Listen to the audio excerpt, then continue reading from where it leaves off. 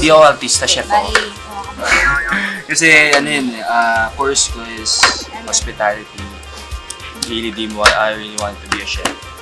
So, yung mga ginagawa namin sa school, OJT ko. Siya na specialty mo. Roasted chicken. Roast beef. Mahilig ako maglagay ng mga sa mga oven, tapos season, marinade. ito po, patapos na. Hanggang ngayon, nagpipila ko ng ganito. Tapos mamaya, isa-slice ko siya ng parang aesthetic pa slant. Aesthetic? Uy!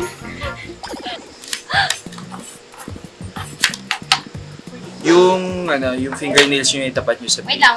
Kasi magsaslide lang yan, para hindi gagasgas.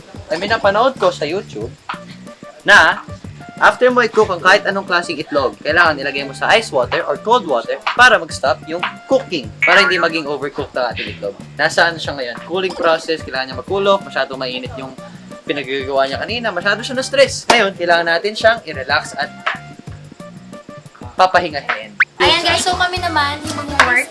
Nandito na ang ash ko. So sila na magtutuloy na aming pagdidiwa guys. Alam mo na yan, Ash. So we're just